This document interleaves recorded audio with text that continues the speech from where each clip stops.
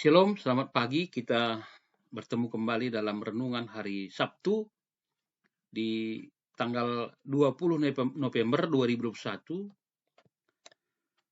Sukacita adalah ukuran hidup yang dapat membuat kita sehat dan berpikir positif. Mari kita berdoa.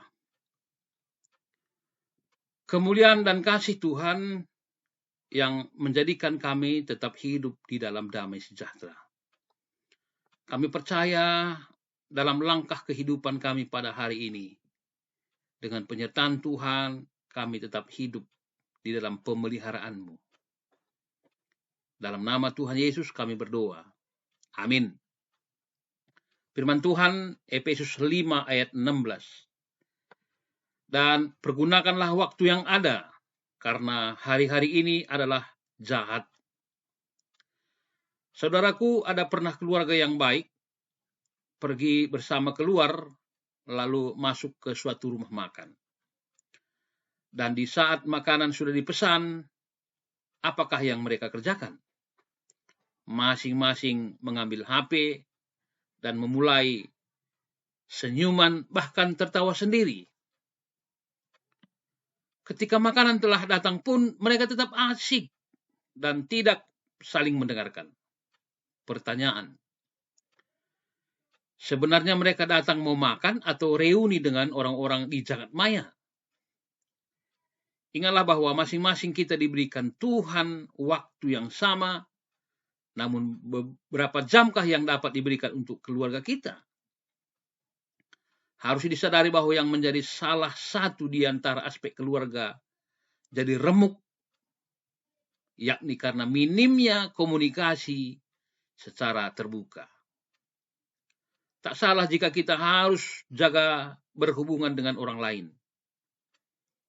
termasuk di dunia maya, dan semuanya punya waktu tertentu saja. Namun mari luangkan waktu buat keluarga, baik antara suami dan istri, orang tua dan anak-anak. Firman Tuhan mengatakan bahwa hari-hari ini adalah jahat. Sedikit kesalahan saja bisa membawa kita pada persoalan yang serius. Hanya gara-gara persoalan sepele seperti uang parkir, status, bahkan komentar di medsos, orang bisa bertengkar, bahkan saling membunuh. Demikian juga ada banyak anak muda yang terperosok ke dalam kejahatan, penipuan, dan akhirnya keluarga jadi berantakan karena tetap saling menyalahkan. Sebab itu janganlah kamu bodoh, tapi upayakanlah supaya kamu mengerti apa yang dikehendaki oleh Tuhan. Saudaraku, keluarga Kristen adalah sebagai sarana untuk menciptakan kasih sejati sehingga keluarga itu menjadi teman dan sahabat antara satu dengan yang lain dan saling mendoakan. Maka satu hal yang perlu dibina adalah komunikasi. Dengan demikian maka setiap waktu itu adalah anugerah daripada Tuhan. Waktu bukan hanya berbicara tentang detik, jam, hari atau durasi, tetapi berbicara tentang kesempatan. Manfaatkanlah dan maksimalkanlah setiap kesempatan dengan baik. Sebab kita tidak akan pernah bisa mengembalikan waktu yang sudah dihabiskan, walau cuma semenit. Karena itu setiap orang yang memahami kehendak Tuhan akan melakukan tindakan dengan berhati-hati, bukan dilakukan menurut sesuka hatinya sendiri. Tetapi harus mengetahui mana yang menjadi fokus utama dan yang mana yang harus ditinggalkan. Seorang suami yang paham kehendak Tuhan akan selalu menyayangi istrinya dengan segenap hati. Seorang istri yang paham kehendak Tuhan akan selalu menghargai suaminya. Orang tua yang paham kehendak Tuhan selalu mendidik anak-anaknya menjadi bijaksana.